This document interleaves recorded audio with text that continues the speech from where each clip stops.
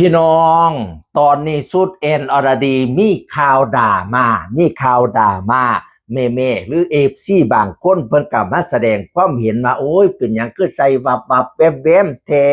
คือบ่ใส่สุดให้มันเรียบร้อยสวยๆงามๆคือใส่สุดเอ้ยคือเป็นจังซี่ประมาณนี้นะพี่น้องเอ๋ยเพราะว่า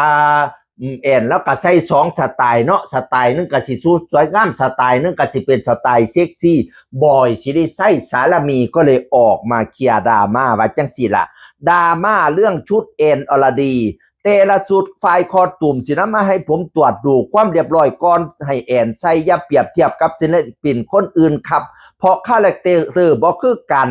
การแต่งตัวของแอนแต่ละสถานที่ก็แตกต่างกันออกไปครับงานที่เป็นทางการก็ใส่ลุคเรียบร้อยผ้าไหมไทยเราก็มีครับการสิไปแสดงเอนเตอร์เทนน้ำพับน้ำบาร์น้ำคอนเสิร์ตเฮาก็ต้องจัดไปอีกลุคนึงให้มันเข้ากับงานโดยมากแอนชั่วโมงนี้ก็สิเป็นงานพับสถานบันเทิงคอนเสิร์ตใหญ่ๆสุดก็ออกแนวเซ็กซี่เปิดนิดเปิดหน่อยแต่ที่ท่านเห็นสีเนื้อมันเป็นผ้านะครับไม่ใช่เนื้อจริงบาซันท่านเห็นในวิดีโอท่านไม่ได้ไปเห็นด้วยตาอาจจะมองว่ามันสั้นมันโปแต่ละชุดเรียบร้อยเหมาะสมผมคอนเฟิร์มสามีเพิ่นคอนเฟิร์มเรียบร้อยเหมาะสมที่เห็นเป็นสิ้นเป็นหนังเป็นสีเนี่ยมันบ่ได้โป้เกินไปหรอกผมตรวจเบิ่งแล้วผัวเขาอนุญาตเดี๋ยวผัวเขาเบิ่งแล้วอีเมที่สำคัญใช้งบประมาณตัดชุดนักร้องแอนอรดีเยอะมากเพราะว่าไปแต่ละสถานที่ก็เปลี่ยนแบบเปลี่ยนแนวให้เหมาะให้ใหม่ให้มีสีสันอยู่เสมอเซอร์ไพรส์ผู้ชมเป็นการให้กำไรกับคุณดูทุกเวทีสคริปต์กับเปลี่ยนบ่อยรูปแบบการแสดงกับเปลี่ยนบ่อยสูตรกับเปลี่ยนบ่อยทั้งหมดนี้คือการลงทุนการสร้างสรรค์เพื่อการตอบแทนผู้จ้างและผู้ชมฉะนั้นแล้วใกล้ที่ไหนไปให้กำลังใจมองนั้นไปดูด้วยตาไปฟังกับหู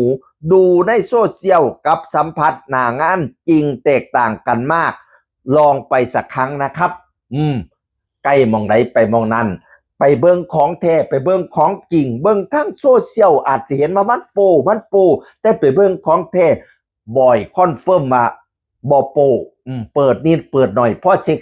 ซี่นี่ละบ่อยคอนเฟิร์มแล้วเราตรวจแล้วโอ้ยผัวเขาเบิ่งอย่างดีแล้วผัวเขาอนุญาตแล้วอีเมบัดนี้แอนอรดีมาจังไดส่วนนี้ใส่สุดเซเลมูนเด้เซ็กซี่เป็นตาหนายไปน้ำผับน้ำบาร์ใส่สุดเซเลมูนตั้งแต่ไทยรัฐบันเทิงก็ยังออกไปออกข่าวแอนอรดีแต่งเซเลมูนขึ้นโซเสิร์ฟแฟนคลับสวยมากว่าซั่นว่าไทยรัฐบันเทิงว่าพี่น้องบัดนี้ทั้งลูกน้องแล้วแดนเซอร์ก็มาโพสเด้มนตาแห่งจันทราภาคกันเต้นเซเลมูนพี่น้องแอนอรดีก็เลยมาเซ่บอกว่าอย่าซีเรียสนะคะมัมเหรียญมันมี2ด้านมัม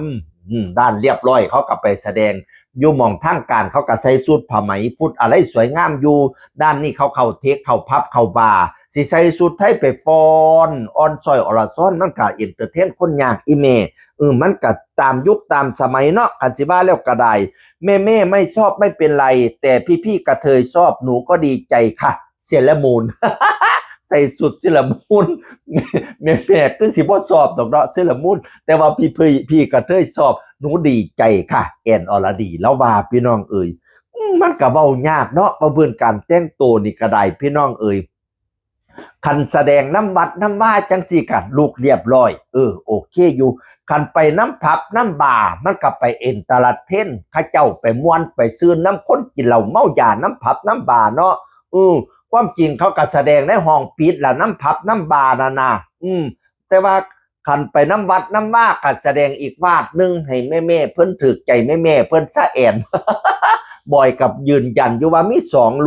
ลูกผับลูกคอนเสิร์ตกับอีกลูกหนึ่งลูกเซ็กซี่แต่ลูกงานทางการก็สิเป็นรูปเรียบร้อยผ้าไหมผัดไทยวสานนั่นละพี่น้องบอยออกมาซี่แจงเองแล้วผัวเพิ่นออกมาซี่แจงเองแล้วแต่ละสูตรนั่นแล้วตรวจก่อนให้แอนใส่บ่แม่นว่าหลอนเอาไปแอนใส่เบิ่งก่อนเลยผัวเขาตรวจอย่างดีแล้วคุณแม่จ๋ามั่นใจรถจ้าผัวเขาบ่ให้เมียเขาโป้เกินไปดอกจ้า บับแวมๆเปิดนิดเปิดน้อยเป็นการเซ็กซี่ตามยุคตามสมัยค่ะแม่ขาคันเรียบร้อยหลายทั้งผับทั้งคอนเสิร์ตเขาก็บ่จ้างเด้แม่คันบ่มีคนจ้างแล้วแอนสิไปแสดงอยู่ใดบัดนี้เนี่ยขายน้ำผับขายน้ำเทคน้ำบาร์มันกับจังสั้นละแม่มันกับคนละลูกกันเนาะแม่เนาะแม่จ๋าแม่จ๋า